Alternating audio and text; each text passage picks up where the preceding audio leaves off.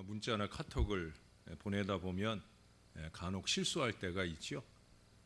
저도 오늘 우리 동기 목사님들 모임에 이제 다음 주 일에 대해서 이제 제가 카톡을 보내는데 양주를 쓴다는 걸 야주라고 썼더라고요. 그래서 마지막에 양주라고 이제 한 번 더 이제 고쳐 썼습니다. 그런 실수들이 많이 일어나잖아요. 어느 교인이 목사님께 드린 문자입니다. 목사님도 주말 잘 보내세요 했는데 미음을 하나 빼먹었어요. 목사 니도 주말 잘 보내세요 라고 보냈답니다. 물론 이제 목사님이 가려서 들었겠지요. 보았겠지요. 어떤 아이가 엄마 데리러 와 라고 문자를 보냈는데 임마 데리러 와 라고 문자가 가가지고 엄마가 잠시 섭섭했답니다. 저도 불과 얼마 전에 어느 집사님한테 문자를 받았는데 이렇게 왔어요. 목사님 고맙다. 처음 읽을 땐 좀 황당했어요. 이분이 이럴 분이 아닌데 오늘도 저의 건강을 걱정하면서 그 바쁜 중에 저한테 전화를 주실 정도의 그런 분인데 이분이 목사님 고맙다 그렇게 쓰고 싶으셨겠어요? 뭐 그러고 싶었어도 저는 제 건강을 위해서 아니야 아닐 거야. 목사님 고맙습니다 한다는 게 이제 아마 고맙다 이렇게 이제 자녀들한테 아마 많이 쓰다가 보니까 그렇게 실수에 쓰지 않았겠나 하는 생각을 했어요. 실수는 실수일 뿐 웃어 넘길 수가 있습니다. 적어도 그게 본심이 아니라고 하면 얼마든지 용서가 되는 거죠. 그러나 인생은 때로 실수라고 웃어 넘길 수 없는 순간도 있습니다. 너무 반복되는 똑같은 실수가 이어지면 그걸 실수라고 봐주기는 좀 어려울 때도 있다는 거예요. 무엇보다 중요한 건 뭐예요? 어떤 선택에는 책임이 따른다라는 말이에요. 여러분, 이 땅에는 두 종류의 사람이 있어요. 이들은 각각 다른 인생길을 걸어갑니다. 그리고 각각 다른 인생의 종착지에 도착합니다. 오늘의 본문에도 두 종류의 인생을 분명하게 말씀해 주고 있어요. 어떤 인생을 사느냐, 어떤 신앙을 사느냐, 그 사람의 마음과 생각에 달려 있는 거예요.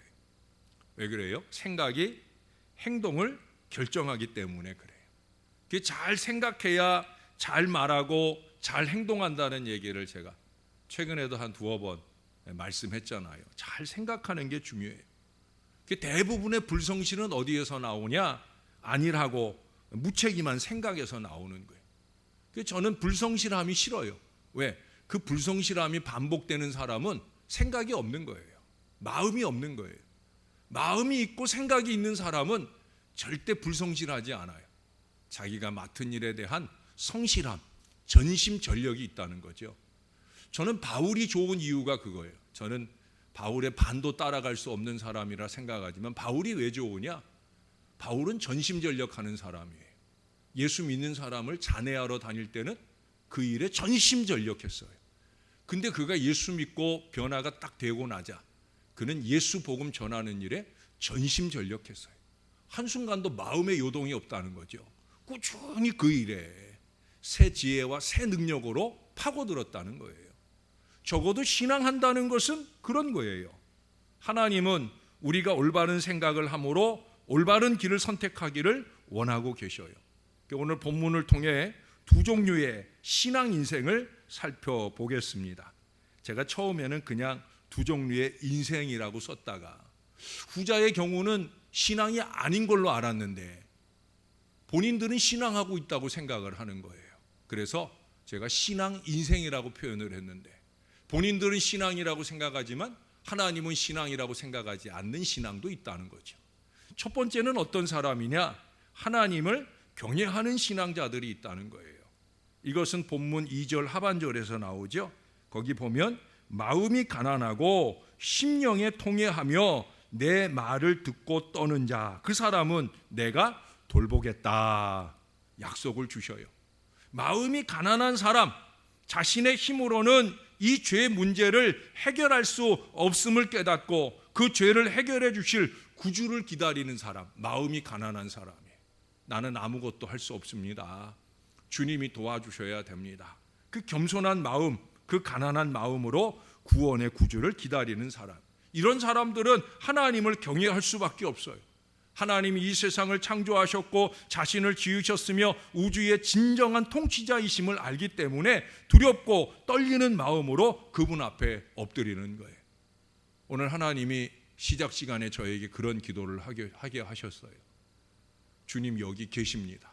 물론 첫 찬양에 근거한 기도지만 이 금요일 저녁에만 계십니까? 수요일 저녁에도 계시죠. 주일 예배 때도 계시죠. 날마다 우리가 예배하는 새벽에도 계시죠. 어디 예배에만 계십니까? 우리가 가 머무는 모든 곳에, 우리가 신앙적으로 신앙하는 모든 행위들 가운데, 때로는 그렇지 못한 곳에까지라도 주님은 계신다라고 하는 거예요. 잊지 말아야 될 중요한 일입니다. 주님이 계셔요. 우리가 주님 앞에 예배하는 것은 그분 앞에 엎드리는 거예요. 세상의 어떤 소리보다 전능하신 하나님의 말씀에 귀 기울이는 거예요. 나아가서 그 말씀을 쫓아 행동하는 거예요. 이것이 하나님을 경외하는 거예요. 우리가 너무 하나님을 두려워할 줄 몰라요. 네? 죄송하지만 예배하는 모습만 봐도 참 하나님을 무서워할 줄 모른다. 아니 지금 하나님이 여기 탁 앉아서 우리 예배를 받으시는데 어떻게 저 모양으로 예배 드릴까 하는, 솔직히 그런 생각이 막 들 때가 있어요. 야, 우리 하나님 참 속도 좋으셔. 예? 저렇게 예배하는 걸 예배라고 받고 계시니 참 하나님 속도 좋으셔. 저 같으면 번개 한번 탕탕 때릴 것 같은데. 예? 저 같으면 번개하면 야 정신 차려 그리고 번개하면 탕탕 때릴 것 같은데 하나님 안 그러고 계셔. 어쩜 그래서 우리가 하나님을 무시하는지 몰라요. 여러분, 하나님을 두려워해야 돼요. 여기 그러잖아요. 뭐라 그래요? 내 말을 듣고 덜덜 떤다는 거예요. 하나님의 말씀이 선포될 때 두렵고 떨림으로, 이것이 진정 두려워하는 믿음이라는 거예요. 하나님을 두려워하는 것은, 하나님이 요즘에 우리 이사야서의 41장부터 보니까 계속 두려워하지 말라, 두려워하지 말라. 오늘 아침에도 44장에서 보니까 또 한번 두려워하지 말라. 내일 아침에도 또 6절부터 8절까지 보니 거기서도 또 두려워하지 말라. 계속 말씀하고 있어요. 소망의 말씀이 이사야서에서 시작되고 나서 계속 두려워하지 말라. 그런데 꼭 두려워해야 할 한 가지 대상은 있어요. 그게 누구예요? 하나님이에요. 여러분, 하나님을 두려워하는 게 신앙이라는 거예요. 말씀대로 사는 동안 이들은 많은 어려움을 당하게 될 거예요.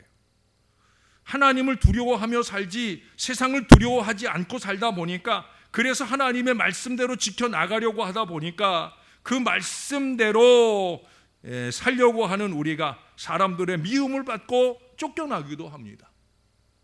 때때로 목사도 교회에서 쫓겨나는 일이 있잖아요. 어떤 목사들이 쫓겨나요? 물론 탐욕적이고 이기적인 인생들도 쫓겨나지만 말씀대로 목회하는 목사님들이 그 단에서 쫓겨나요. 교인들에 의해서 쫓겨나기도 하지만 병고로 인해서 고통받고 쫓겨나는 그런 안타까운 목사님들도 많아요. 우리 노야 안에도 제가 존경하고 우리 재단에도 한번 오셨던 목사님이 최근에 췌장암 말기라고, 제가 어제 그 소식을 듣고 오늘인가요? 참 또 한번 마음이 참담한 마음이 들고, 우리 아내는 또 열심히 췌장암을 검색하고 혹시 남편에겐 그런 증세가 없는가 이런 걸 따져보기도 하던데 참 안타까운 일들이 일어나요. 그럼에도 불구하고 하나님을 두려워하는 사람들은요, 믿음의 반석 위에 굳건히 서서 우리 하나님을 따라가면, 그러면 결국 원수들이 수치를 당하는 것을 반드시 보게 되는 거예요. 오늘 딱 한 단어로 표현을 했잖아요. 내가 돌보려니와. 이 한 단어 안에 그 내용들이 다 담겨 있는 거예요. 원수가 수치를 당한다. 예?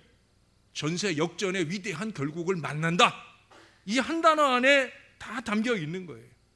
하나님은 그분을 경외하는 자들을 친히 돌보시는 거예요. 하나님의 보호 아래 거하는 자들에게 결코 두려움이 없습니다. 그리고 그들을 훗날 형통함을 누리게 될 것입니다. 여러분, 당장 눈앞의 승리를 위해서 손안에 그것을 쥐기 위해서 하나님의 눈을 가려버리고 야비해지면 안 된다는 거예요. 세상의 술수나 방법 들이대면 안 된다는 거예요. 그러면 하나님은 일하지 않으셔요. 제가 어제도 아파트 단지 안에 들어가서 이제 선물 전하는 전도를 쭉 진행을 하면서 보니까 제가 지난주에 그런 얘기 했잖아요. 그 승강기 안에 교회 전단지가 찢어진 게 있더라고. 근데 아예 그 교회 전단지들이 없어졌더라고요. 3개 교회가 전단지가 있었는데 2개 교회가 없어지고 하나만 남아 있어요. 근데 그 2개 교회는 2개 교회가 힘을 합해서 지금 전도를 한다고 하고 있는데 우리는 전도 부스 하나 자리 잡는데 돈을 엄청나게 많이 줬거든요. 근데 거기는 그 전도 부스 차리는데 돈 하나도 안 줬어요. 거긴 뭐 조합장인지 뭔지 이사인지 뭔지 백으로 돈 안 주고 강압적으로 들어온 거예요. 원래 계약을 할 때 그 계약을 하는 그 광고업체 당사자가 저하고 계약서에다 뭐라고 썼냐면 이 3, 4단지 부스 이쪽에는 절대 다른 교회에 천막을 부스를 차리지 않는다 계약서에 썼어요. 그리고 이틀 만에 전화 왔어요. 우리 부스 차리고 나서 이틀 만에 자꾸 쫀다는 거예요. 예?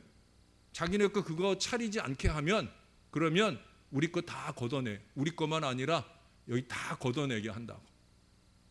예. 그래서 제가 그냥 하라 했어요. 예. 하라 했어요. 공짜로 하게 하지 말고 돈 받고 하게 해라. 했어요. 내가 그 광고업자한테. 근데 그러긴 어렵다는 거예요. 그래서 내가 조건은 좀 냈죠. 그럼 우리도 좀 깎아다고. 계약을 어겼으니까 어긴 책임을 져라 하고 제가 좀 받아먹었어요. 제가 받아먹은 거 아니고 참 오해하지 마세요. 제가 우리 교회로 다시 입금을 시키도록 했어요. 일부분 아주 조금이에요. 우리가 낸 거에 4분의 1 제가 우리 교회로 다시 헌금하도록. 뭐 어려운 4.19 때문에 4.19가 아니라 코로나19 때문에 어려운 이 시점에 큰 돈이에요. 저희한테는 입금을 시켰어요. 그래도 내놓은 돈이 4분의 3이거든요. 근데 거긴 돈 하나 안 되고 버젓이 와가지고 천막 치고 자리 잡고 하잖아요. 그 교회들 제가 보니까 승강기에 그 전단지들이 다 수거가 없어진 거 보니까 아마 광고업체에 역시 그 전단지 붙이는 것도 역시 돈 안 내고 붙였다가 떨어진 것이 아닐까. 좀 같은 교회로서 좀 안타깝고 하나님 뵙기에 송구한 마음이 들어요. 저는 그런 게 용납이 되질 않아요. 그 사람들이 용납이 안 된다는 게 아니라 교회가 그런 일을 하는 게 용납이 되지 않아요. 교회가 하나님이 기뻐하시고 하나님이 도와주실 일을 해야 되지. 돈이 좀 손해가 되더라도 돈이 좀 투자가 되더라도 우리는 승강기 광고를 안 냈잖아요. 왜? 이 부스 차리는 것보다 더 많이 달라고 그래요. 우리는 우리가 땀 흘리고 전도하겠다는 거예요. 가만히 전단지 하나 붙여놓고 끝나는 전도 안 하고 우리가 최선의 땀과 수고로 열심을 내겠다는 거예요. 왜? 그래야 하나님이 일하시니까. 여러분, 그런 술수와 방법으로 부응하는 편법은 그건 은혜 아닙니다. 절대 은혜 아닙니다. 자기 편의대로 해석하고 우기는 것이 길이 아니라는 거예요. 하나님이 도와주실 길을 우리는 가야 되는 거예요. 다 마치게 해 주셨을 때 떳떳하게 하나님의 은혜였다라고 고백할 저나 여러분들은 그 길을 가야 될 줄로 믿습니다. 우리는 그렇게 가난한 마음으로 하나님을 의지하는 삶을 살아야 된다는 거예요. 어떠십니까? 인생의 어떠한 굴곡 앞에서도 하나님을 경외함으로 형통한 마지막을 제대로 기대하며 살고 계시냐는 거예요. 하나님, 우리 하나님 살아 계셔요. 그 하나님께서 일해 주셔야 일이 되는 거예요. 우리 지난 주 초에 새벽마다 계속해서 말씀을 들었잖아요. 예? 하나님이 하신다. 제가 같이 고백도 하게 했잖아요. 하나님이 하십니다. 하나님이 하셔요. 우리가 하는 것이 아니라는 거예요. 우리가 이 착각을 내려놓지 않으면 하나님은 가만히 계신다는 거예요. 여러분, 하나님이 가만히 계시는 게 좋아요? 하나님이 우리를 위해 일하시는 게 좋아요? 우리를 위해 일하셔야 되지요. 하나님 경외가 다른 것 아니에요. 우리가 부르는 찬양처럼, 우리가 어떤 찬양 지난주인가 불렀던 것 같아요. 주가 일하시네, 주가 일하시네, 주가 일하시네가 될 수 있도록 날이 저물어 갈 때라도, 빈들에서 걸을 때라도, 그것도 빈손으로 걸을 때라도 우리가 주님이 일하신다, 이것을 인정하고 하나님만 앙망하는 것, 그것이 바로 신앙인 거예요. 그럼 하나님께서 일해 주셔요. 하나님께서 책임져 주십니다. 자꾸 하나님을 밀어내지 말아야 됩니다. 하나님, 이 정도는 내가 할 테니까 하나님 잠잡고 계세요. 큰일 날 소리예요. 하나님이 아예 손 놔버리면 어떡하려고? 크거나 작거나 간에, 아이성이거나 여리고성이거나 간에 크고 작고 인간적인 판단과 기준으로 어리석게 행하지 말고 하나님이 해주세요. 난 못해요. 난 가난하고 부족해요. 하나님이 해주세요. 크거나 작거나 간에 우리는 그렇게 하나님께 맡기고 의지해야 되는 거예요. 그게 하나님 경외예요. 그렇게 겸손히 하나님 의지할 때 하나님이 일해 주셔요. 여러분, 제 기도 노트에나 또는 제 일정표에 적혀 있는 내용들을 한번 더 여러분들이 보시면 웃기는 것들도 많아요. 아니, 목사님 뭐 이런 걸 다 적어 놓고 기도를 해주고 계시나? 예, 저는 그런 것들 적어 놓고 기도해요. 예? 저는 여러분들의 일거수일투족 제가 안 거 그냥 이렇게 같이 교제하거나 또는 그냥 잡담 나누다가 흘려들은 이야기일지라도, 아, 이건 내가 기도해 줘야 될 일이면, 일정에 관계된 일이면 저의 일정표에다가, 그냥 기도의 제목이면 기도의 노트에다가 제가 일일이 다 적어요. 어떤 데 적으면서도 저도 웃어요. 아니, 하나님이 이것까지 적어놓은 거 흉보지 않으실까? 그거 왜 적냐? 저는 자꾸 잊어버리는 줄을 알거든. 제가 자꾸 잊어버려요. 이제 나이가 들어서도 그렇지만 너무 많은 일과 기도 속에 살다 보니까, 그러니까 깜빡깜빡 한단 말이죠. 그래서 적는 거예요. 자꾸 적는 거예요. 예, 사랑하는 여러분, 저는 부족해서 그렇지만 여러분들 부족하지 않을지라도 여러분, 소소한 것부터 큰 것까지 다 하나님을 두려워하며 그 하나님 앞에 아뢰고 기도하는 이 경외의 신앙이 되시기를 주님의 이름으로 축원합니다. 사실 두 번째는 말하고 싶지 않은 거예요. 두 번째는 어떤 사람이냐? 3절 하반절부터, 사실 3절 4절 길게 말하고 있는데 3절 하반절부터 보면 그래요. 자기의 길을 택하며 그들의 마음은 가중한 것을 기뻐한즉 나 또한 유혹을 그들에게 택하여 주며 그들이 무서워하는 것을 그들에게 임하게 하리니 등등등등. 예? 어떤 사람이에요? 자기의 길을 택하며, 예? 바로 이거예요. 두 번째 사람은 자기의 길을 가는 사람이에요. 하나님의 안중에도 없단 말이에요. 자기 맘대로, 자기 생각대로 가는 사람이에요. 예. 그것은 3절에, 그것도 3절에 보면 이 사람들은 하나님의 일, 신앙적인 일들을 자기 멋대로 하는 사람들이에요. 여러분, 하나님의 일, 신앙적인 일은 자기 멋대로 해야 돼요? 하나님 뜻대로 해야 돼요? 다 잘 알죠? 하나님 뜻대로 해야 돼요. 근데 우리 안 그래요, 잘. 다 자기 멋대로 하려고 그래. 자기 생각대로 하려고 그래. 심지어 예배도 그래요, 여러분. 제가 이 3절을 다시 읽고 싶지 않은 내용이에요. 뭐라고 그래요? 소를 잡아 드리는 것은 살인함과 다름이 없이 하고, 여러분, 구약의 제사를 생각하시면 돼요. 소를 잡아 제물을 삼아 하나님께 드리는데 하나님이 볼 때 그 소 잡아 하나님께 드리는 게 제사 드리는 것처럼 예배 드리는 것처럼 보이질 않고 뭘로 보인다는 거예요? 그냥 살인하는 거다. 아이고, 소 한 마리 괜히 죽여버렸네. 이렇게 보이신다는 거예요. 이스라엘 백성들은 신앙적인 일을 한다고 생각을 하고 하는데 하나님 보실 땐 하나도, 야, 그게 뭘 예배냐라고 생각하신다는 거예요. 어린 양으로 제사 드리는 것은 개의 목을 꺾음과 다름이 없이 한다, 같은 얘기예요. 심지어 헌금 생활도 그래. 드리는 예물은 돼지의 피와 다름이 없이 하고, 돼지는 부정한 짐승이에요. 예? 돼지는 부정한 짐승이에요. 근데 그 돼지의 피와 같은 예물을 드린다는 거예요. 네. 많은 사람들이 예물을 하나님께 드린다는 생각을 못해요. 정말 못하는 것 같아요. 많은 목적의 예물을 드리는 거나 이 모든 헌금 생활을 보면 정말 하나님이 이렇게 생각하지 않을까 하는 걱정스러운 예물 생활을 하는 사람들이 있어요.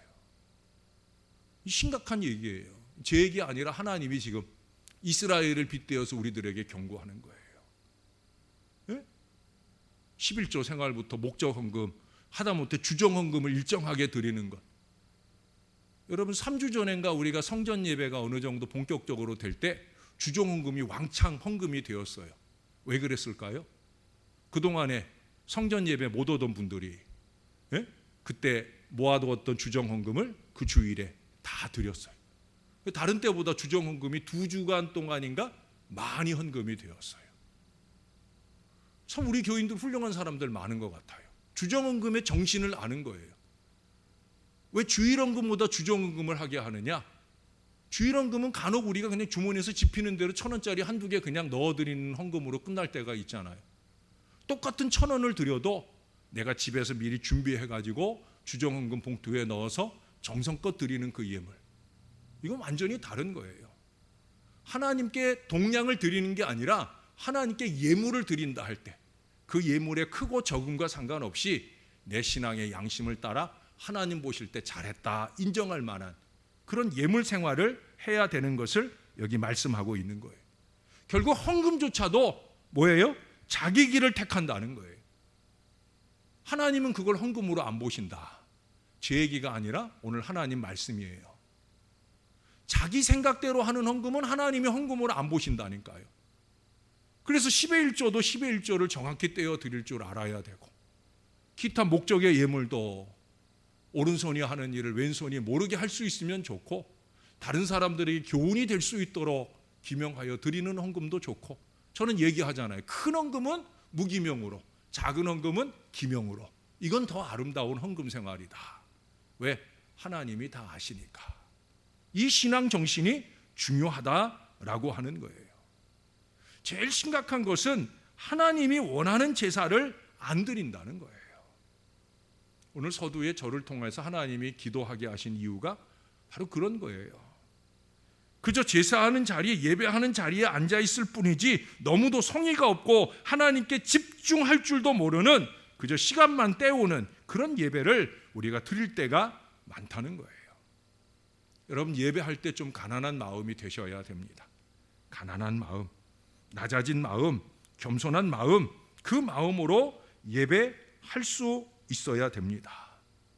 자기 멋대로 사는 사람의 미래, 여러분 마지막에 뭐래요? 오직 나의 목전에서 악을 행하며 내가 기뻐하지 아니하는 것을 택하였음이라 하시니라.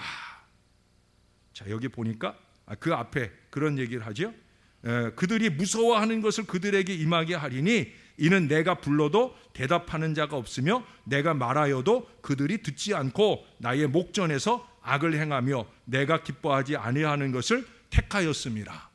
이게 하나님이 어떤 결정이냐면요, 너희가 내가 아무리 불러도 대답도 안 하고 내가 아무리 말해도 두렵고 떨며 그 말씀으로 변화하는 인생을 안 사니까 나도 너희가 날 부르면 나도 길을 막아버리겠다. 이 안타까운 얘기를 하는 거예요. 저는 특별히 여기 4절 하반절 거기 뭐라고 그래요? 나의 목전에서 악을 행하며 그랬어요. 나의 목전에서. 우리가 코람데오 하잖아요. 그거예요. 지금 하나님 앞에서예요. 저는 여러분들에게 코람데오, 하나님 앞에서를 의식하면서 살자고 그러는데 여러분 이건 알아야 돼요. 내가 코람데오의 의식 속에 살지 않을 때라도 우리가 신앙적으로나 불신앙적으로 행하는 모든 일들이 누구 앞에서 하고 있는 일이에요? 하나님 앞에서 하고 있다는 걸 아셔야 된다는 거예요. 이거 잊지 말아야 되는 거예요. 그래서 매사를 대충 하면 안 되는 거예요. 전 그래서 대충 하는 사람이 싫어요. 아니 어떻게 하나님의 일을 대충 하나? 아니 저렇게 성의 없이 하나님의 일을 하나? 전 그게 이해가 안 돼요. 내가 내 자식을 위한 일이라도 대충 안 하게 되잖아요. 그렇지 않아요, 여러분? 오늘도 우리 아내는 여기 먼저 7시에 나왔잖아요. 그 조금 있다가 우리 딸내미가 들어왔어요. 그리고 아빠가 아이고 우리 딸 하루 종일 고생했네. 그리고 제가 부엌으로 들어갔어요. 오늘 저녁 먹을 거 우리 아내가 준비해 놓은 거 그것 좀 챙겨줘 볼까 하고 부엌으로 들어갔더니 우리 딸내미가 아빠 내가 할게 그냥 둬. 그래서 두말 없이 그냥 뒀어요. 왜냐하면 저도 또 예배하러 나와야 되니까 준비하고 또 옷 챙겨 입고 나와야 되니까 그래 유빈아 수고하고 맛있게 먹어. 그러고 나왔어요. 준비했어요. 그래 제 마음은 어때요? 내 자식 일이니까 잘해주고 싶잖아요. 여러분 안 그래요? 하물며 하나님의 일이란 말이에요. 신앙적인 일이란 말이에요. 어떻게 그런 일을 대충? 전 그게 이해가 정말 안 돼요. 정신 바짝 차려야 돼요. 혹시 하나님을 기쁘시게 하기는커녕 하나님이 기뻐하지 않으실 일을 택하여 행하는 것은 아닌지, 하나님의 목전에서 우리가 불순종의 일을 택하고 있는 건 아닌지 정신 차려야 된다는 거예요. 미국의 레오날드 우드라고 하는 분이 있어요. 이분은 원래 군의관으로 시작을 했는데 군의관으로 시작한 사람들 중에 별단 유일한 사람이에요. 군의관으로 시작하면 별을 달기가 어려워요. 근데 이 사람은 별을 달았어요. 그것도 아주 훌륭한 장군이어가지고 미국에서 이 명예훈장, 대훈장을 받은 사람은 뭐 한 3,000명 정도나 될까 그렇답니다. 그런 훈장을 받은 사람이에요. 그가 한 번은 프랑스에 가서 프랑스 국왕을 아련하게 되었어요. 근데 국왕이 조금 얘기를 나눴는데 너무 이 사람이 마음에 드는 거예요. 그래서 그 사람을 다음 날 저녁 식사에 저녁 만찬에 초청을 했어요. 그래서 그 다음 날 레오날드 우드가 그 궁전에 찾아갔어요. 근데 왕이 깜짝 놀라면서 묻는 거예요. 왜 당신이 여기 있습니까? 나는 당신을 만날 줄 생각도 못했는데요? 라고 말하는 거예요. 우드가 황당하잖아요. 어제 자기가 나를 초청해서 내가 왔는데 만날 줄 생각을 못했다는 거예요. 그래서 어제 왕이 저를 초청하지 않았습니까? 라고 말씀드렸어요. 그랬더니 왕이 하는 얘기가 그랬지요. 그러나 당신은 내 초대에 답변을 하지 않으셨잖아요. 라고 말하더라는 거예요. 그래 이 우드가 그의 생애의 가장 멋진 어록으로 왕에게 대답을 했다는 거예요. 왕의 초대잖아요. 왕의 초대에는 결코 답변이란 있을 수 없습니다. 그냥 오는 거지요. 라고 대답을 했다는 거예요. 그 왕이 얼마나 기분이 좋았겠어요. 자기가 왕인 줄은 알지만 자기 백성들도 때로는 왕의 말에 토를 달고 왜 그래야 되는데요? 라고 말한다는데 지금 외국 장군이 자기가 말했는데 왕이 초대했는데 그냥 오는 거지요. 순종하는 거지요. 라고 말하니 얼마나 기분이 좋겠어요. 그래 그날 극진하게 그를 대접하고 환대를 했다는 거예요. 여러분 우리 하나님의 말씀이에요. 다른 것도 아니고 하나님의 말씀에 절대적으로 순종하는 것은 왕이신 하나님을 최고의 영예로 존중하는 것을 뜻하는 거예요. 하나님의 말씀에 순종함으로 하나님을 존중하는 자를 우리 하나님도 존중해 주십니다. 항상 하나님의 말씀을 듣고 떨며 그 말씀에 철저히 순종하되 인간적인 이유나 핑계도 어설픈 자기 생각도 함부로 드러내지 않고 하나님께서 기뻐하실 바를 행하여 우리 하나님께서 늘 돌봐주시는 그 건강한 신앙인생, 저와 여러분이 꼭 그런 하나님의 백성들이 될 수 있기를 우리의 구주가 되시는 예수님의 이름으로 간절히 축원합니다. 하나님 고맙습니다. 우리 하나님이셔서 감사합니다. 우리에게 늘 말씀하시고 말씀하신 바를 그대로 이루어 주시는 하나님이셔서 감사합니다. 그래서 우리는 하나님의 말씀을 두렵고 떨리는 마음으로 듣습니다. 때로는 우리를 찌르시면 그 찔림을 가지고 회개의 눈물을 쏟아내고, 때로는 우리의 마음을 감동하시면 그 감동하는 마음으로 결단하여 말씀대로 살아보려 노력합니다. 예배하는 것이나 그 외 여러 가지 우리의 신앙 행위가 하나님 보시기 부끄럽지 않도록 그렇게 살았으면 좋겠습니다. 작은 물질로 헌금 삼아 드리는 것부터 시작해서 우리의 목숨 바쳐 헌신하는 모든 일에까지 정말로 하나님 보실 때 나를 경외하는 것이 맞는구나라고 인정하실 만한 그 신앙으로 사는 저와 이 모든 자녀들 되게 하시고, 절대로 어리석은 자기 생각대로 자기 마음대로 함부로 행하여 하나님 뜻 거스르는 일 없도록 우리를 지켜 주시옵소서. 하나님 감사합니다. 예수님 이름으로 기도합니다. 아멘.